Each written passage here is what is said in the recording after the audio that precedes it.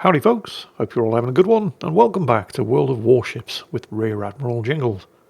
So, in last week's World of Warships video, where we witnessed somebody doing more than 600,000 damage in a non-arms race battle, I stated, with what I felt at the time was a certain degree of confidence, that it was all just going to be downhill from here, because we were never going to see a battle as good as that for the remainder of 2026. Well, it's a week later, and I already fear that I may have to start eating my words. This, in the Tier 9 Chilean battleship, the Valparaiso, is anime in 4K, and oh boy does he have a hell of a battle for us today. I've got to be honest with you, I was debating making this one an episode of A Game of Thrones, which is a slight spoiler as to exactly how this battle is going to pan out. But because of the nature of the ship that he's sailing, I didn't think it was fair to just say the enemy team threw it. I mean, they do, in a spectacular fashion. But I'd be lying if I didn't admit that him being in a Valparaiso and them not was a significant factor influencing the outcome of the throw. Because this ship... This is basically a what if, and it nearly happened. What if the last battleship ever constructed, HMS Vanguard, what if it had been sold off to the Chilean Navy? As it happened, the deal fell through, and the Vanguard was instead scrapped. But it could have been sold to Chile. So you have HMS Vanguard, renamed the Valparaiso, in Chilean naval service. It has the Vanguard's 15-inch or 381mm guns, but they only have a 25-second reload, which is pretty spicy. The ship itself, as you can see, is really fast. It's also ultra-maneuverable, and it's armed with an extremely potent secondary battery, with, I think, 16 5-inch guns, which are ultra-accurate and rapid-firing. It does not get high explosive ammunition for the main gun batteries, although the secondaries do fire high explosive. Oh boy, the secondaries fire high explosive. Wait until you see how many fires these secondaries set during the course of this battle. The ship does have remarkably spicy secondaries, but I mean there are other ships in the game that have spicy secondaries and nobody's accusing those of being overpowered. The Valparaiso, however... Well, it's because of the funny button. It gets a combat instruction. You can see the F key icon down there at the bottom of the screen.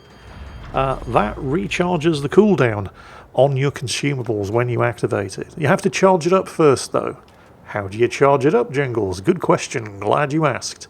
You charge it up by sinking ships or hitting them with your secondaries. And when you activate that funny button, it basically clears the cooldown on your consumables. And the ship only really has two: damage control and repair party.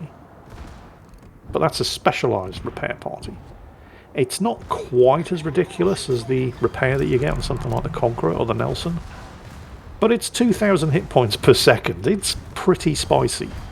What this means in practice is that if you're within secondary range of at least one enemy, if you decide, you know what, I just really don't feel like dying today, trigger that funny button and keep spamming the damage control and the specialised repair parties, and you basically don't have to. It is that stupidly overpowered. It really is. Shouldn't come as a surprise, because this ship was made available, although not for the first time. It was first made available in April of last year, in an Admiral's bundle in the Armoury. But over Christmas of 2025, when Wargaming were basically flooding the game with numerous completely overpowered and broken ships, yes, USS Hawaii, yes, Bremen, we're looking at you, they also decided to release the Valparaiso for steel, at the same time as running an event that basically gave you the amount of steel you needed to get the Valparaiso for free. And if you think that meant that the game was suddenly flooded with tons of Valparaisos at Tier 9, all with 3-point captains, you wouldn't be far off the truth. It wasn't quite on the same scale as the Type 59 plague in World of Tanks when that thing was first introduced. But, yeah, it was in the same ballpark. I've been to Valparaiso, by the way. It's not the capital of Chile, but it is a very important port. I had to fly out there from Paris in order to join the last ship that I served on, HMS Manchester, Type 42 destroyer. Worst flight I've ever had. Air France. Don't recommend it. Also, Charles de Gaulle International Airport in Paris. Don't recommend that either. I'm assuming there were no direct flights from London to Valparaiso where I joined the ship, although it could have just been that there were available direct flights, but they were more expensive, so they sent me on a connecting flight via Air France in Paris. And yeah, Charles de Gaulle International. As long as your connection is in the same terminal as the place that you arrived, it's fine. Every other gate is within 15 minutes walking distance of every other gate in the same terminal. But if you have to go from one terminal to another, which I did, you're going to be stuck there for days. Oh, it's an awful airport. Definitely don't recommend it. Also, worst flight ever. And I say that as somebody who flew from England to Riyadh in Saudi Arabia in the back of a C-130 Hercules. Unpressurized, with no heating. 10 hours that flight took, and that's not counting the layover in Cyprus where the Royal Air Force crew got shuttled off to spend the night in a hotel, and we were still stuck in the cargo hold of the Hercules for the rest of the night until they got up and had their hotel breakfast and then deigned to fly us the rest of the way to Saudi Arabia. And that was still a better flight than this Air Flight France from Paris to, well, not to Valparaiso. Valparaiso doesn't have an airport, but the closest airport was Santiago. And that was a 15-hour flight. And there was a baby in the seat in front of me who cried for what felt like the whole 15 hours. And then when I got off the plane in Santiago, I had to get an hour and a half long bus trip to the ship. And that was fun. Wasn't jet lagged at all. Ship hadn't bothered to send anybody to collect me or anything, so there I am, stuck in Santiago. I don't speak a word of Spanish. Fun times. Well, we've got some hot, sweaty Valparaiso on Valparaiso action here. And in case you haven't noticed, things are not going well for Anime's team. Although things are probably about to go extremely badly for the enemy Valparaisos, because it's not given full broadside for him to shoot at, but it's not shooting back, it's just relying on its secondaries. Although the secondaries on this thing can do some fairly heavy lifting, as you were going to see.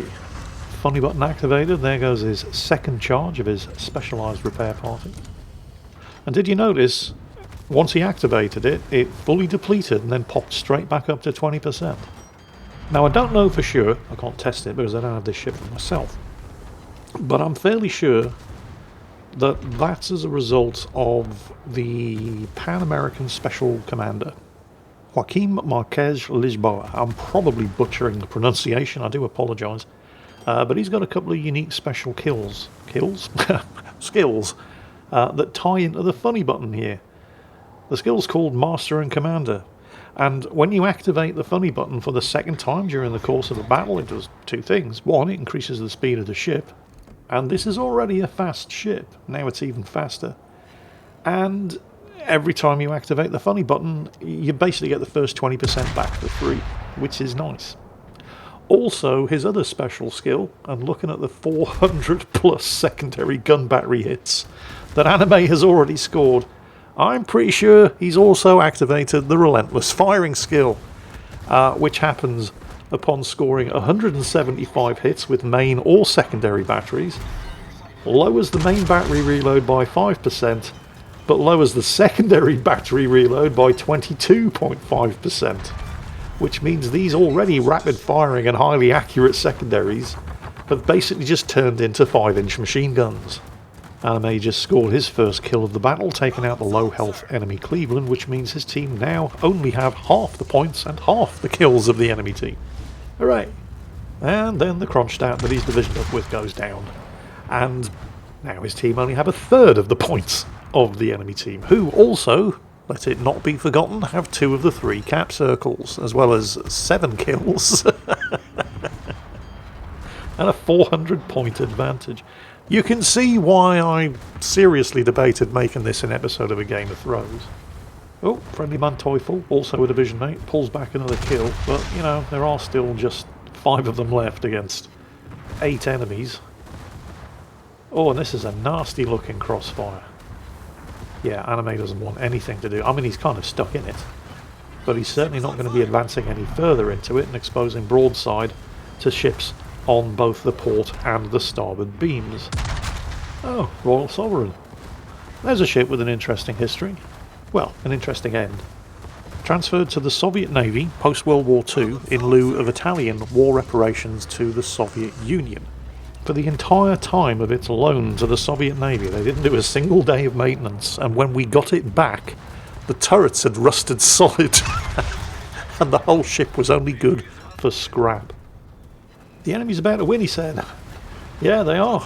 There was only 2 of you left against 8 enemies for a fraction of a second there, before the secondaries on Anime's battleship finished off the enemy destroyer. But it's still 2 against 7. And the enemy team are only 150 points away from winning.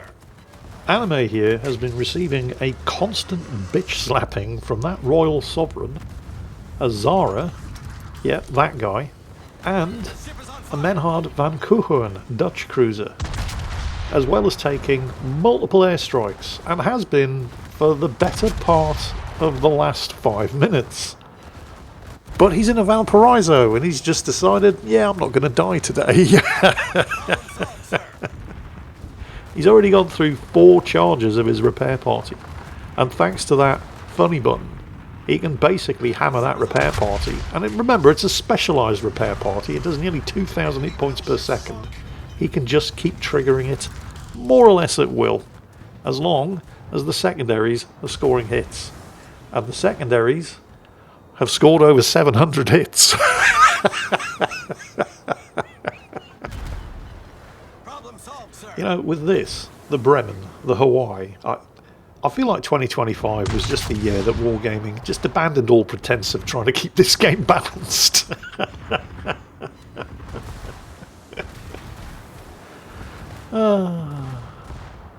Who is that Iowa pointing his guns at? Because, well, it must be the man Teufel, because it's absolutely, definitely not Anime. Oh, wow, look at that. He's actually inside secondary range.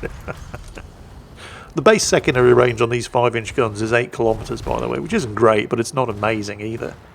You obviously have to put some points in to extend in the range of the secondaries, but trust me, it's worth it. These things have set 26 fires.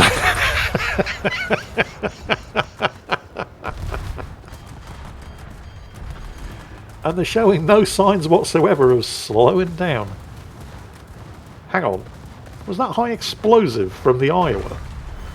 That was 16-inch high explosive from the Iowa at a broadside battleship. Okay, I take it back. The enemy team are absolutely 100% throwing this. Holy... No way that was Iowa secondaries. They don't have that range. Zara's down, by the way. Finished off by yet more fires. He's at 31 fires set now. The Vancouver wise? Well, it doesn't matter what he was trying to do. It failed. Can he finish the Iowa? I'm pretty sure he can. 4 shots out there from the rear turrets. Yes, that's the Kraken Unleashed. The Asturias just ran out of friends. It's suddenly a 2-on-2. Remember, the enemy team were 150 points away from winning with a 600-point 2-cap circle and 6-kill advantage. And now... Oh, check this out. Why would the Asturias turn to get broadside like that for a battleship to shoot at? Because it's going to lose the gunfight and it needs to get a torpedo kill. And Anime ain't stupid. He can see it coming. So he's slowed, and as well as manoeuvring to avoid any torpedoes by adjusting his course and speed, which would have worked, but he's also, just in case the Asturias had planned ahead, he's using the wreck of the Menard van Kuhoorn as a torpedo shield. all of which also has the additional side effect and benefit of keeping him inside this cap circle. So commiserations to the Asturias. Yeah, it was a good attempt, but Anime saw it coming. Which of course now means there's only one vessel left on the enemy team. And he's desperately trying to sink the Manteuffel over there. That S189 is less than 80 points away from winning.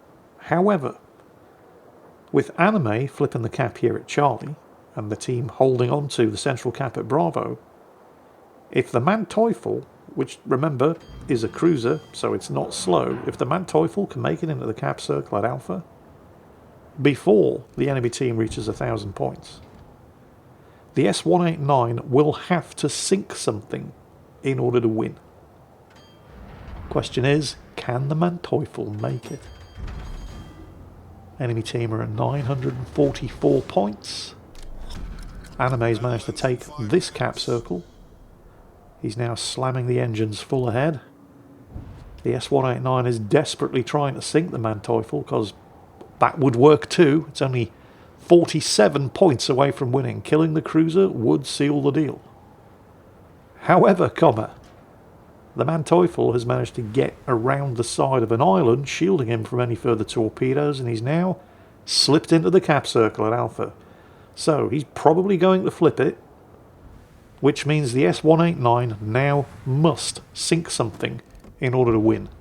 Because with 4.5 minutes remaining, and Anime's team about to have all three of the cap circles, 4.5 minutes is long enough for them to overhaul 959 points, and if not reach 1,000 points before the match ends, definitely pull ahead on points before the match ends. Either way, they're going to win, unless the S189 can sink somebody. Or at least, I don't know. I mean, they're 300 points behind. Yeah, you can do 300 points in 3 minutes with 3 cap circles. Anime, however, is spotted, so that either means that the S189 is very, very close and he's at periscope depth, or he's much further away and he's on the surface. They're now only 250 points behind, and they have all 3 of the cap circles. I'm not so sure chasing after the S189 is such a good idea. Here they come. Okay, that's an interesting choice. Rather than going after the low health cruiser, the S189... Oh dear. Eat depth charges, scumbag. But yeah, interesting choice. Rather than going for the 14,000 hit point cruiser, the S189 went for the ultra maneuverable 40,000 hit point battleship with torpedo damage reduction. Although, to be completely fair to the S189, the Manteuffel was heading away from the submarine and using an island to hide from his torpedoes. And Anime here in the Valparaiso was steaming straight towards the submarine, so possibly he didn't really have much of a choice. He's probably still regretting his decision, though. He's been forced to dive deep, so he no longer has any idea. It's kind of weird, though, that you can be so close to a battleship in this game and not know that it's there. But that's just yet another example of how badly they've implemented submarines into this game. Because in reality, the submarine would know there was a battleship. Hydrophones are a thing. You don't need active sonar to hear 130,000 shaft horsepower of engines thrumming away overhead. Right? You can just hear it through the hull of the boat. But what can we say? This isn't a simulator. It's barely even an arcade game at this point. He's spotted again. Ah, somebody's flipped. You know what? Did not see that coming. Good job, S189. He managed to completely wrong foot Anime, double back, and start flipping the cap at Bravo. Which, of course, is also an option. You know, sink a ship or flip the cap. Unfortunately, flipping the cap lets everybody know exactly where he is. He has to be on the surface to flip the cap, which means he gets spotted. And getting spotted on the surface in a submarine is basically a death sentence. And so that is a victory. Remember, 6 kills, 2 cap circles, and 600 points behind. But Anime decided, you know what? I just don't feel like dying today.